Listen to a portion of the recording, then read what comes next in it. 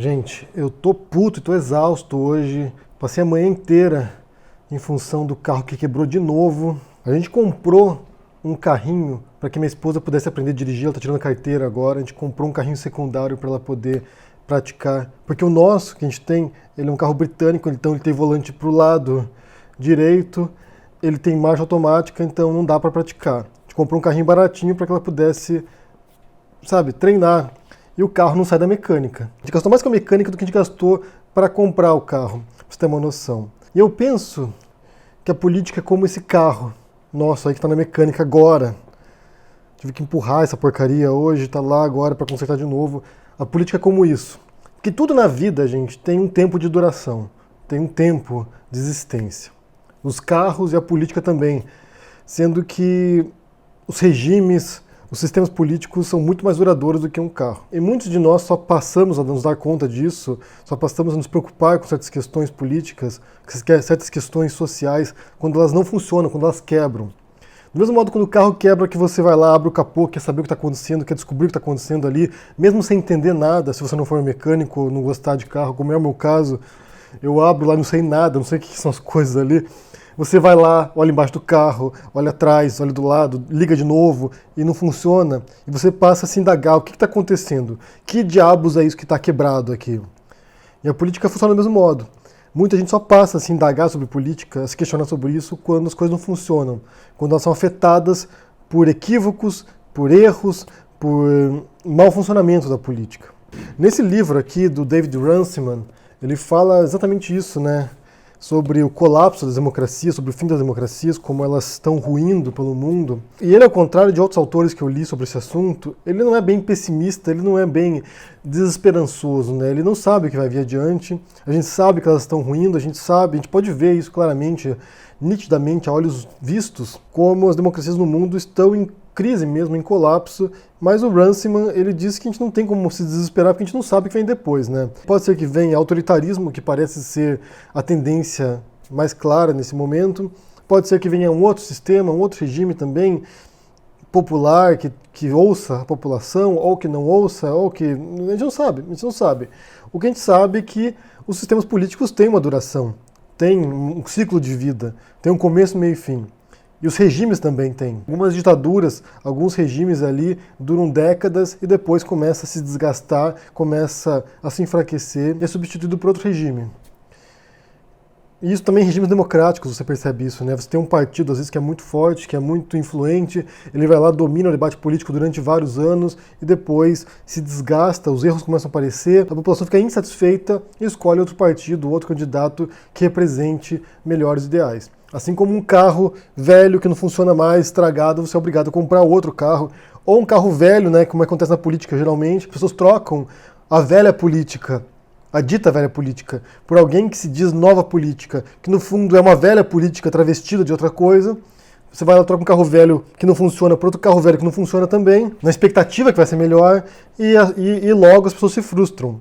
Eu vejo muito no caso do Bolsonaro isso. As pessoas trocaram aquilo que eles consideravam más práticas na política e escolheram outras práticas igualmente más, também igualmente ruins, que não funcionam e que em alguns sentidos são muito piores. Porque você tem por trás disso uma ideologia, uma retórica que são muito destrutivas. Você trocou um carro quebrado por um carro quebrado e que polui o meio ambiente muito mais do que o anterior. Então, assim, é uma coisa complicada. E a gente pode perceber também isso acontecendo em outros países, e um exemplo que eu quero citar aqui, que foi muito mencionado ontem, porque agora você vê mais um ciclo político se dando nesse país, que é a Argentina. A Argentina entrou num colapso econômico nos anos 2000, né, em 2001, que foi muito grave, o país entrou realmente no buraco, e nunca mais se recuperou, na verdade, né? O país entrou no buraco e nunca mais saiu de lá. E eu percebo que naquele momento, a população argentina não teve outra escolha senão se politizar, senão começar a questionar questões políticas, como o brasileiro fez também, a partir de 2013 em diante. E embora eu pense que, via de regra, o argentino é mais politizado do que o brasileiro é nesse momento, ou talvez jamais seja. Você vê realmente um engajamento político, muitas manifestações, muitos protestos. A gente morou quase 2 anos em Buenos Aires e todo dia você tinha uma manifestação, um protesto nas ruas de Buenos Aires. Sindicalistas, movimentos civis, movimentos públicos, movimentos sociais que iam para as ruas protestar. E o que aconteceu lá foi um tremendo empobrecimento da Argentina, do país, né, por causa da crise. Muita gente que era classe média caiu para baixo da linha da pobreza. Realmente o negócio ficou grave lá, né? Ficou muito sério. Muitas medidas de austeridade públicas, muitas medidas para controlar evasão de divisas, por exemplo. Você não podia comprar dólares, ou é muito restrito a compra de dólares para que as pessoas lá, quem é elite, né, quem é a classe mais alta, reserve seu dinheiro fugindo do peso. Então o negócio realmente era complicado na Argentina. O negócio lá foi se acentuando e foi piorando. E votaram no Macri, depois de vários mandatos de governos da Cristina Kirchner, da dinastia Kirchner, na verdade, né, que incluiu o marido dela também, votaram no Macri na expectativa de fazer uma política voltada para o mercado e que isso pudesse sanear a economia argentina e ela pudesse melhorar. Não adiantou nada, continua piorando, e agora o que se observa, né, nas primárias argentinas, que já é um indicativo do que pode acontecer na eleição argentina presidencial agora, é o retorno da Cristina Kirchner. Tem uma chapa agora que é presidente Alberto Fernandes e vice Cristina Kirchner, e que eles vão possivelmente ganhar. O que será, para o Bolsonaro, particularmente, péssimo, porque o Bolsonaro anunciou o apoio direto ao Macri, fez campanha eleitoral para o Macri na Argentina, o que eu não sei se ajudou muito o Macri, eu acho que piorou para o Macri, porque quem quer se alinhar com alguém com uma retórica como a do Bolsonaro, né, pró-ditaduras, pró-tortura, contra direitos humanos, então assim, tem que ser muito estúpido para comprar o apoio do Bolsonaro. Tem que ser realmente muito estúpido. E o Macri fez esse erro e eu acho que isso piorou a posição dele. Tudo indica que pode, né, no ritmo que estiver indo agora, tudo indica que o Fernandes e a Kirchner vão ganhar no primeiro turno, iniciando um novo ciclo político na Argentina, mais alinhado a ideais de esquerda, isolando o Brasil cada vez mais. E se porventura o Trump não se reeleger nos Estados Unidos e alguém dos democratas ganhar lá, você vai ter ruptura do maior elo que o Bolsonaro está tentando criar agora, que é com os Estados Unidos, porque os democratas já se manifestaram várias vezes questionando as falas racistas, misóginas, homofóbicas, ditatoriais do Bolsonaro.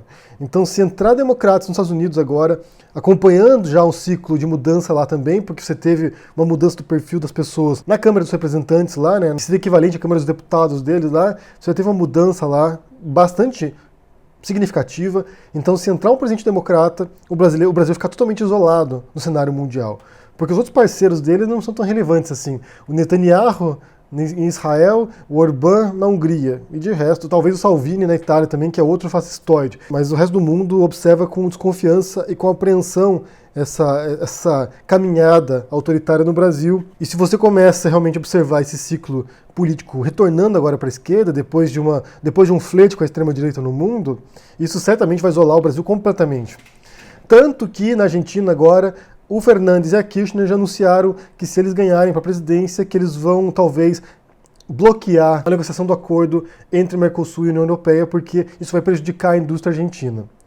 Isso aí foi vendido pelo Bolsonaro como uma das grandes conquistas do governo dele, que na verdade é meio que um cavalo de Troia também, porque vai afetar também setores da economia brasileira, vai beneficiar muito mais a União Europeia do que o Mercosul, mas isso vai afetar realmente essa conquista que o Bolsonaro está arrotando aos quatro ventos. E isso pode talvez demonstrar uma resistência aí em outros países também próximos, né? Cada vez mais tentando voltar ali para uma posição um pouco mais a centro-esquerda ou centro-direita pelo mundo, né? Não tanto na extrema-direita como é acontecendo no Brasil. E é claro que o retorno da Kirchner à presidência argentina assusta muito o Bolsonaro, porque, como eu disse, ele fez campanha eleitoral para o Macri. Ele contava com a reeleição do Macri. Isso, pelo que tudo indica, não vai acontecer. Esse é um outro aspecto completamente prejudicial da política externa do Bolsonaro, porque é uma política externa combativa, de agressão, de insulto, de violência, de humilhação do outro.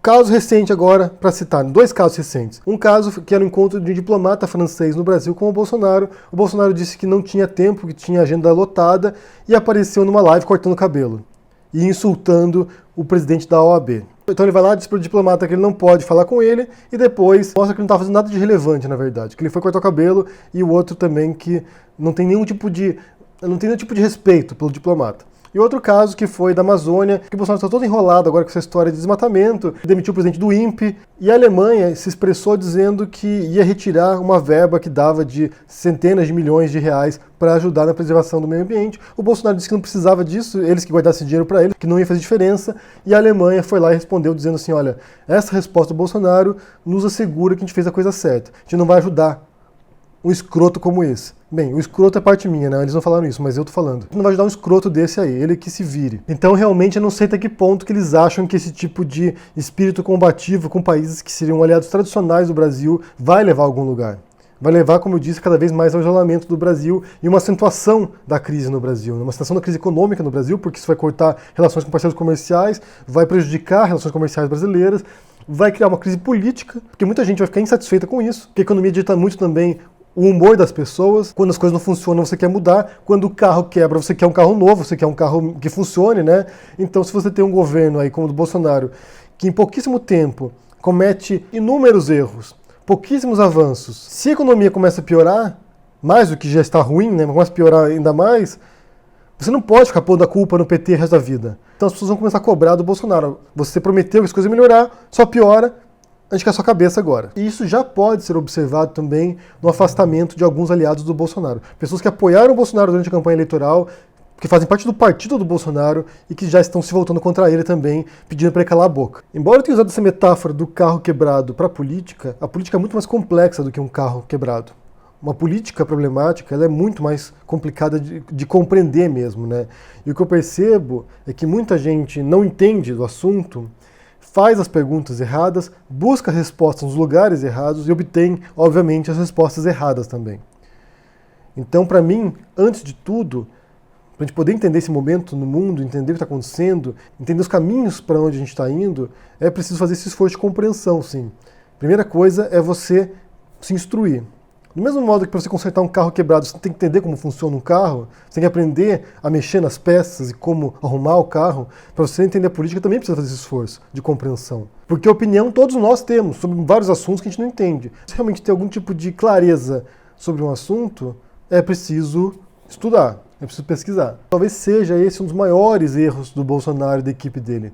Porque o Bolsonaro é um incompetente, um inepto, que não compreende os mecanismos da política, que se cercou de incompetentes também e que não sabem para onde eles querem ir. Ele acha que ele pode vencer no grito, ele acha que ele pode vencer nas mitadas, e ele não pode vencer assim. Tem um limite para as mitadas. As mitadas podem inflamar as bases dele, podem inflamar os bolsonaristas, mas elas têm um alcance muito limitado e muito restrito. Você não pode governar com base em frases idiotas. Você não pode governar alienando seus aliados, atacando outros países, verbalmente, insultando diplomatas, insultando políticos. Não pode fazer isso. O que eu quero saber de vocês hoje, gente, tem a ver com a questão da Argentina agora. Se vocês acompanharam isso, se vocês estão lendo sobre isso, e como essa possível mudança agora no governo lá, retornando a um centro-esquerda com a Kirchner e com o Fernandes, né, com essa chapa deles, como isso pode afetar nas políticas do Bolsonaro. Se pode prejudicá-lo e também indicar uma mudança agora de ciclo político de novo, um retorno ao centro-esquerda, um retorno às esquerdas na América Latina. O que vocês pensam sobre isso aí? Deixa aqui no comentário, deixa o joinha, assina o canal, ajude no apoio, a gente se vê por aí. Abraço e até mais. Tchau!